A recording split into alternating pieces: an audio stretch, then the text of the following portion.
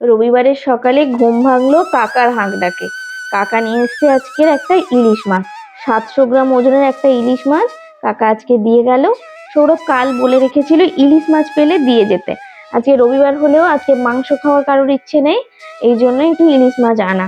বাবা আবার একজনকে বলে রেখেছে ভেটকি মাছ আনতে, দেখি সেটাও আসে কিনা। তাহলে আজকের ইলিশ মাছ ভেটকি মাছ দুখানা মাছই থাকবে। এখন 7:30 বাজে, এখনো কিন্তু আমার ব্রাশ হয়নি। কাকার ডাকাডাকিতে নেমে এসে আগে মাছটা দেখে নিচ্ছি। কাকার কাছ থেকে আবার একটু চিংড়ি মাছও নিয়েছি। কাকা যখনই আসে মোটামুটি চিংড়ি মাছটা আমার নেওয়া হয়ে থাকে, কারণ সবজি তরকারিতে আমার একটু আবার চিংড়ি মাছ পড়লে বেশ ভালো লাগে। ব্রাশ টাশ করে এসে দেখি সত্যি সত্যি ভেটকি মাছও হাজির। মানে ভেটকি মাছও আজকের খাওয়া হবে, আবার ইলিশ মাছও আজকের খাওয়া হবে। তাই ভাবলাম সকালের জল খাবারে আজকের ভাত, আলু সেদ্ধ আর ইলিশ মাছ ভাজা করে দিই। আমার ছুটির দিনে জেনারেলি সকালবেলা ভাত হয় না, আর অফিস থাকলে তো 10টায় ভাত খেয়ে বেরিয়েই যাই, দুপুরে আর তখন খাওয়া হয় না। কিন্তু আজকের দুবারই ভাত রান্না হবে, 10টায় একবার খাওয়া হবে, আবার দুপুরবেলা একবার খাওয়া হবে। আজকে আলু সেদ্ধটা মাখবো ভাজা লঙ্কা আর ভাজা পেঁয়াজ দিয়ে, তাই প্রথমেই লঙ্কাটা আর পেঁয়াজটা ভেজে নিলাম। এবার ইলিশ মাছের নুন আর হলুদটা মাখিয়ে নেব। নুন হলুদ সাথে একটু সর্ষের তেলও মাখিয়ে নিয়েছি, তাহলে ইকুয়ালি কিন্তু হলুদটা মাখানো যাবে। এদিকে নুন হলুদটাও মাখানো হয়ে গেছে, ওদিকে পেঁয়াজটাও ভাজা হয়ে গেছে।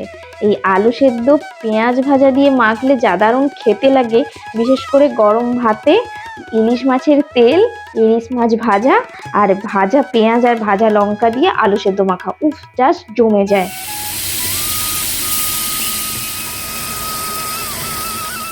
মাছটা ভাজা হতে হতে আমি এখন আলু সেদ্ধটা মেখে নেব। ভাজা লঙ্কা দিয়ে প্রথমে নুনের সাথে মাখলাম, তারপরে ভাজা পেঁয়াজের সাথে মেখে এবার আলুটার সাথে ভালো করে মেখে নেব। প্রত্যেক রবিবারের রুটিন হচ্ছে আমার দেরি করে ঘুম থেকে ওঠা। আজকে 7:30টায় ঘুম থেকে উঠেছি। ম্যাক্সিমাম রবিবার আমি এইরকম 7:30টার দিকে ঘুম থেকে উঠি, কারণ আমি শনিবার রাতটা রাখি গল্প পড়ার জন্য। অনেক রাত অবধি গল্প পড়ি, প্রায় 2-3টে তো বাজে মিনিমাম। শনি রবি দুদিন ছুটি আমার।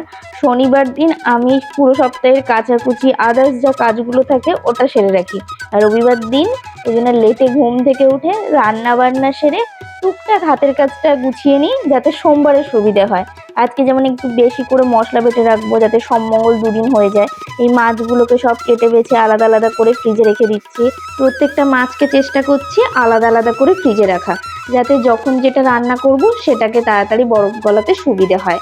আজ ইলিশ মাছ ভেটকি মাছ দুটো এলে কি হবে, থাকছে মাছ কিন্তু অল্পই। চিংড়ি মাছটা বেশিটা থেকে গেল, আর ভেটকি মাছ মাত্র 4 পিস, আর ইলিশ মাছও মাত্র 4 পিস, এটাই থাকলো ফ্রিজে। বাকি সমস্ত কিছুই রান্না করে নিচ্ছি। এখন দুপুরের রান্নার জন্য ব্যবস্থাগুলো করছি। আজ দুপুরে বেশি রান্না বান্না করব না, 2 পিস করে ভেটকি মাছ নিয়েছি। এটা আজকে 4 মগজ আর পোস্ত বাটা দিয়ে রান্না করব। আর এই যে চিংড়ি মাছটা নিয়েছি, এটা ঢ্যাঁড়স দিয়ে ঝোল করব। আর একটু সজনে ডাঁটা ফ্রিজে পড়ে নষ্ট হচ্ছে, তাকে সর্ষে বাটা দিয়ে ভাজা করব। দুপুরে যা যা আয়োজন করেছিলাম সেগুলো তো শর্টসে আপনাদের সাথে শেয়ার করেইছি অলরেডি। এই যে দেখুন, একদিকে ঢ্যাঁড়সের ঝোল হয়েছে, আর একদিকে ভেটকি মাছের দারুণ একটা রান্না হয়েছে। এতে কিন্তু আসল মশলা বলতে পোস্ত আর 4 মগজ বাটা পড়েছে। দারুণ হয়েছিল আজকের এই ভেটকি মাছটা খেতে। এর ডিটেল রেসিপিও শর্টসের মধ্যে দিয়ে রেখেছি, একবার অন্তত আপনারা বাড়িতে ট্রাই করে দেখবেন, দারুণ হয় খেতে এটা। এই যে রান্না শেষ করলাম, এখন 11:30 বাজে। আমি রান্নাঘর যত তাড়াতাড়ি ছাড়তে পারি তত তাড়াতাড়ি দাদারা কাজগুলো করতে পারে। এই যে এখন পেস্টিং এর কাজ করছে, আমি সরে এলে তারপরে রান্নাঘরে গিয়ে ফ্রেমগুলো সেট করবে। এখন রেডি হচ্ছে রান্নাঘরের ওই পাশের ঘরটায় একটা টিভি ক্যাবিনেট হচ্ছে, তার যে বক্সগুলো হচ্ছে সেটাই এখন রেডি হচ্ছে। পুরোটা কমপ্লিট হলে আপনাদের সাথে শেয়ার করব কেমন দেখতে হলো। আজ আসি।